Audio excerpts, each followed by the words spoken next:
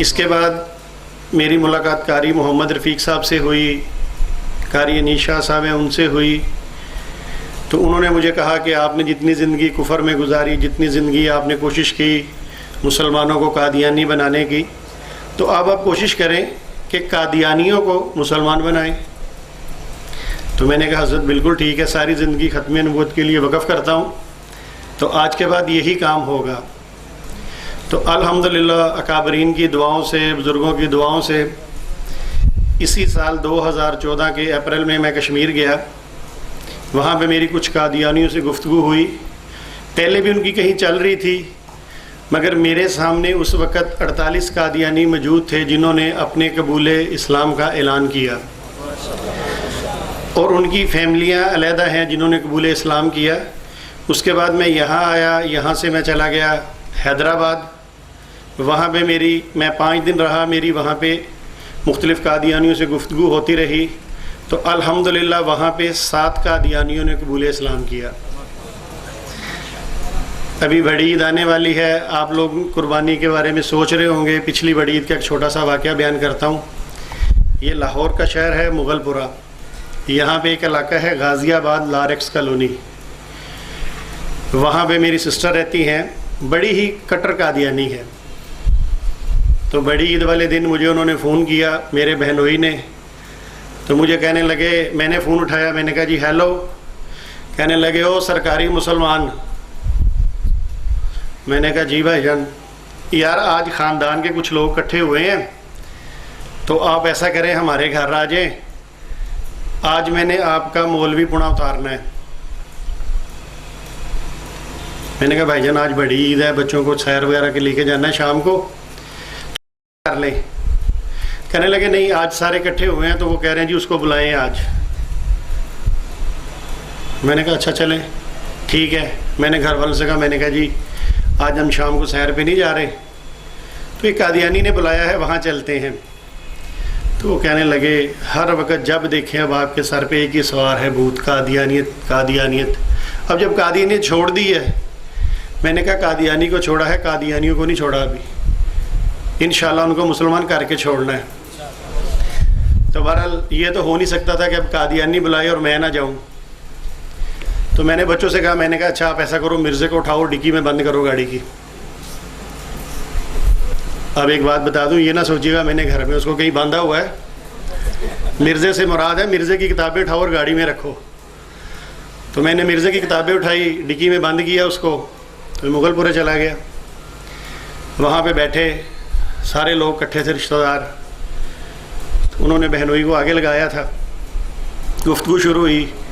पहले 10 मिनट उन्होंने मिर्ज़े की इतनी तारीफ़ की, इतनी तारीफ़ की, और आखिर में उन्होंने ये कहा कि आप मुझे ये बताओ कि आपके मुसलमानों में आज तक कोई ऐसा बंदा पैदा हुआ है जिसे अल्लाह ने ये बताया हो कि हज़रत ईसा अलैहिस्सलाम की कब्र कश्मीर में है। मैंने कहा शुक्र है अल्लाह का कोई ऐसा पैदा हुआ ही नहीं, एक कोई काफ़ी जड़ा आ गया मुर्ताद में क्या, ये दिल में बहरहाल मैंने कहा। तो मैंने कहा भाईजान आपने मिर्ज़े को इसलिए माना है कि उसने कब्र बता दी हज़रत ईसा अलैहिस्सलाम की? कहने लगे हाँ इसीलिए माना है कि अल्लाह ने उस पर वही कर दी कि हज़रत ईसा अलैहिस्सलाम की कब्र कश्मीर में है। मैंने कहा चलें आपकी बात थोड़ी देर के लिए मैं सुन लेता हूँ आगे। तो उन्होंने कहा मुझे बताओ कि किसी मुसलमान पे अल्लाह ने वही की? मैंने कहा नहीं, कब्र के बारे में। मैंने कहा भाईजान आपको कितने % यकीन है कि वो कश्मीर वाली कब्र जो है वो हज़रत ईसा अलैहिस्सलाम की है? अब मैंने पूछा कितने % यकीन है? वो मुझे क्या कहते हैं, आगे से कहते हैं जी हमारा ईमान है कि वो कब्र हज़रत ईसा अलैहिस्सलाम की है। तो मैंने कहा भाईजान वो वही कौन लेके आया? मुझे कहने लगे यार बहुत बड़ा मौलवी बनना है, तेन नहीं पता वही कौन लेके आंदा है? मैंने कहा नहीं आप बता दें, आपके मुंह से सुनना चाहता हूँ। कहने लगे वही जिब्राईल अलैहिस्सलाम लेकर आए। मैंने कहा पक्की बात है? कहने लगे पक्की बात है। मैंने कहा चले ठीक है, अपनी बात जारी रखें, मैं बाद में करूँगा। जब उन्होंने बात मुकम्मल कर ली तो मैंने ऐसा किया, मैंने बच्चों से कहा, मैंने कहा जाओ ज़रा मिर्ज़े को निकाल के ले आओ। अब वो मेरा मुंह देखने लगे। कहते की मतलब? मैं कहा नहीं तुहानू नहीं कहा, बच्चों को गल समझाई, उन्होंने समझ आ गई है। वो गए, डिक्की खोली, उन्होंने मिर्ज़े को निकाला तो अंदर ले आए। वो जब ला के मैंने टेबल पे सीधा किया उसको, तो फिर उनको समझ लगी कि लैब ये केड़ा मिर्ज़ा कट के लाए नहीं डिक्की च। बाहर गए, मैंने किताबें वहाँ रख दी। तो मैंने जो भाईजान मेरे बहनोई ने जो मुझे बताई कश्मीर वाली कब्र, मैंने पहले वो किताब निकाली, मैंने उनको दे दी। मैंने कहा ये देखें, इसमें मिर्ज़े ने लिखा है कि हज़रत ईसा अलैहिस्सलाम की कब्र कहाँ है? कश्मीर में। कहने लगा बिल्कुल ठीक है। तो मैंने कहा ये वही लेके जिब्राइल अलैहिस्सलाम। वो किताब मैंने ऐसे रख दी एक साइड पे, मैंने एक हाथ से मिर्ज़े की दूसरी किताब निकाल ली, वो खोली। मैंने कहा भाईजान ये देखें, यहाँ पे मिर्ज़े ने लिखा है कि हज़रत ईसा अलैहिस्सलाम की कब्र फ़लस्तीन में है।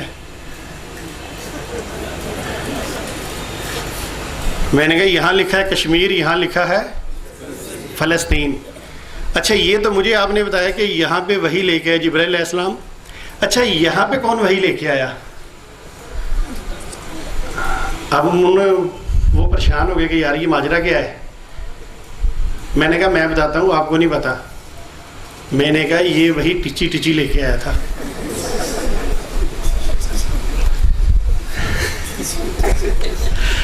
अच्छा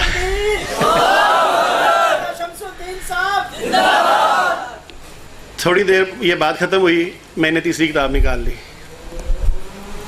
मैंने कहा भाईजान मेरी बात सुन लें, जब आप बोल रहे थे मैं नहीं बोला, अब मैं बात कर रहा हूँ, अब सारी सुन लें। मैंने वो किताब खोली, उसका मैंने सफ़ा निकाला। मैंने कहा इसमें मिर्ज़ा लिखता है कि हज़रत ईसा अलैहिस्सलाम बलादे शाम में जाके फ़ौत हुए। मैंने कहा अब मुझे ये बताएं इस पे वही कौन लेके आया? अब उनको समझ लगी गया कुछ हटेगा कौन। मैंने कहा भाईजान पता है? कहने नहीं तेनू ही बोता पता है। मैं क्या हाँ मैं दसना। मैं क्या मिठन लाल लेके आया था ना, रिश्ता एक मिठन लाल भी उसका। अच्छा अभी मैं चौथी किताब पकड़ लिया और कहते की कर लगा है? मैं क्या चौथी कब्र कड्डन लगा। कहते यार मेरा घर है कब्रस्तान नहीं। तो मैं क्या मिर्ज़े नूं पूछो जिन्हें 4 कब्रां कड्डियां हज़रत ईसा अलैहिस्सलाम दी। मैं क्या भाई ने वैसे उहदे ते पता कौन वही लैके आया? बकवास बंद कर, किताबा बंद कर दे। मैंने कहा भाई जान मेरी सुन तो ले। बाहर कैफ उस रात मैंने अल्लाह के फजल से 2 बजे तक उनको कादियानियत का आईना सारा खोल खोल के दिखाया। मैंने कहा ईद तो जो गुजरनी है गुजर गई। अच्छा जब चौथी कब्र के लिए मैं किताब निकाल रहा था ना, तो ये कहने लगा अच्छा जी मेरा ज़रा फ़ोन आया, मैं सोना हूँ। वो वहीं से बाहर निकल गया। दूसरे को पेशाब आया, वो वहाँ से निकल गया। थोड़ी देर के बाद वो मेरे बहनोई के घर वाले रह गए, मेरे भांजे रह गए, बाकी सारा ही ख़ानदान गायब हो गया। तो मैंने कहा भाईजान उनको बुलाएं तो सही, अभी तो 4 कब्रें आई हैं, बड़ा कुछ आना है, आगे तो चले। बाहर क्या वो लोग भाग गए, ये बेचारे बैठे रहे। 2 बजे जब मैंने देखा कि इन्होंने सारी बातें सुन ली, असर नहीं हो रहा, तो मैंने अपनी सिस्टर से कहा, मैंने कहा मुझे एक बात बता दें कि आपको मिर्ज़े से ज़्यादा प्यार है कि अल्लाह के नबी से ज़्यादा प्यार है? कि मैंने इतने कुफर आपको दिखाए, मिर्ज़े के इतने कुफर दिखाए, आप पे असर ही कोई नहीं हो रहा। आप यकीन करें मेरी सिस्टर ने ये कहा कि मुझे मिर्ज़े से ज़्यादा प्यार है। यही नहीं कहा, उसने मुझे कहा जब मैंने कहा ना, मैंने कहा बाजी देख इतना कुछ मैंने तुझे दिखाया, छोड़ मिर्ज़े की जान। तो मुझे कहने लगी कि अगर अल्लाह मियाँ भी आकर मेरे कान में ये कहें कि मिर्ज़ा ग़ुलाम अहमद कादियानी झूठा है, तो मैं इस बात को भी नहीं मानती। बहरहाल मैंने उसे कहा तौबा कर। उसने की या नहीं की, मेरे सामने नहीं की। तो मैं वापस चला आया। अभी इस बात को गुज़रे 1.5 महीना नहीं हुआ कि जो मेरी सिस्टर का बड़ा बेटा है, जो भांजा है मेरा बड़ा, वो मेरा बड़ा शदीद मुखालिफ था, बड़ा शदीद, बढ़िया गालियाँ निकालता था मुझे। और कभी होना तो मुझे पता चलता तो ये मुझे कहता है कि ये काफर हो गया, मामू मुर्ताद हो गया है, ये मौलवियों के साथ मिल गया है, झूठा है, सबसे बड़ा। ले जी उसका जिक्र किया, उसी का ही फ़ोन आ गया, देख ले।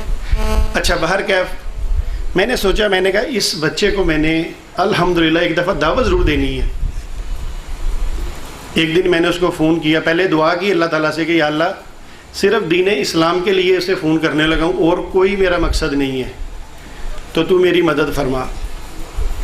इसको फ़ोन किया, ये मेरे घर आ गया रात को, साथ 2 दोस्त थे। मैंने सारी कादियानियत खोल के दिखाई तो रात के 12 बजे मुझे कहता, मामू ये किताबें मिर्ज़ा साहब की नहीं है, ये किसी मौलवी ने लिखी हैं। और बात ज़रा गौर से सुने, कह रहा है कि ये किताबें मिर्ज़े की नहीं है, ये किसी मौलवी ने लिखी हैं, क्योंकि इतनी गंदी बातें मौलवी कर सकता है, मिर्ज़ा नहीं कर सकता। मैंने उसे बड़ा ही यकीन दिलाया कि ये किताबें मिर्ज़े की है, वो बच्चा मान नहीं रहा था। अच्छा, मैंने कहा यार तुम्हें पक्का यकीन है ये मौलवी की है? कहता मामू मेरे को कसम ले लो मौलवी की लिखी है। मैं क्या नहीं कसम नहीं लेनी, कहता एक और फैसला करने हैं। कहता क्या? मैंने कहा अगर ये मौलवी ने लिखी है तुम्हें पक्का यकीन है तो लिखने वाले पे लानत भेज दो, मैं भी भेज देता हूँ लानत, तुम भी लानत भेज दो। अब वो चुप हो गया।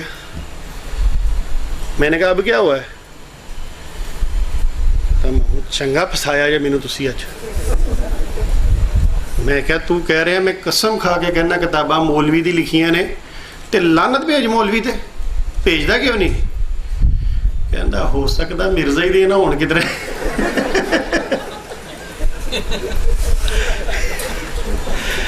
अच्छा, बहरहाल वो चला गया अपने घर में, मगर उसने बातें समझ ली, अल्लाह ने उसके दिमाग में बातें डाल दी।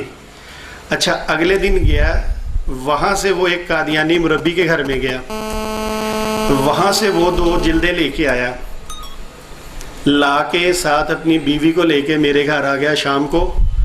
तो मुझे कहने लगा मामू जी ये 2 जिल्दें मैं लेके आया हूँ मुरब्बी साहब के घर से, तो आप ऐसा करें कि अपनी भी यही 2 जिल्दें निकाल के हमें दे दें। मैंने वो मिर्ज़े की किताबें ला के उसकी बीवी के हाथ में पकड़ा दी। मैंने कहा आपने करना ये है कि ऐसे सफ़ा खोलो, जो निकल आए वो दूसरी किताब का खोलो और मैच करते रहो आपस में और पढ़ते रहो। पौना घंटा वो बच्चा ऐसे करता रहा, एक नुक्ते का फ़र्क नहीं निकला। जब उसे यकीन आ गया कि जो मामू के पास किताबें हैं ये मिर्ज़े की लिखी हुई हैं, तो कहने लगा मामू जी, अपनी बीवी से कहने लगा कि मुझे आपसे इजाज़त लेने की ज़रूरत नहीं है, आज मैंने मिर्ज़े पे लानत भेज दी। ये भी उसी का ही फ़ोन है। बहरहाल लो जी, इस बच्चे ने उसी वक़्त मिर्ज़े पे लानत भेजी। जब इसने भेजी तो इसकी बीवी ने कहा कि मैं जमाते अहमदिया की जनरल सेक्रेटरी हूँ मोहल्ले की, तो आज मैंने भी मिर्ज़े पे लानत भेज दी। अल्हम्दुलिल्लाह मेरे घर में अब ये किसका बेटा है?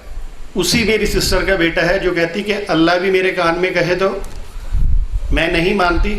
और आप यकीन करें 1.5 महीना इस बात को भी पूरा नहीं हुआ था को अल्लाह ने उसके घर से उसके बड़े बेटे को इस्लाम की दौलत दे दी।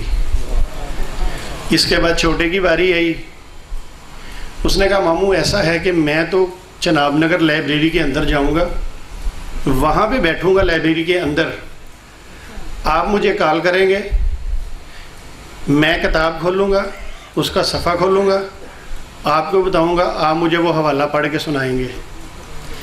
1.25 घंटे वो लाइब्रेरी में बैठा रहा चनाब नगर, और मैं यहाँ से किताबें अपने घर से खोल खोल के मिर्ज़े के कुफर बताता रहा, वो वहाँ से चेक करता रहा। तो 1.25 घंटे के बाद उसने कहा मामू अब बस कर दे। मैंने कहा अभी तो बड़ा मुवाद पड़ा है। कह रहा ये ना हो कि मैं लाइब्रेरी के अंदर खड़ा होकर ऐलान कर दूं कि ये लाइब्रेरी झूठों की है। अल्हम्दुलिल्लाह मैंने कहा तुम वापस आ जाओ, बस जो काम होना था वो हो गया। तो अब अल्लाह ने बेटों को इस्लाम की दौलत अता फरमा दी।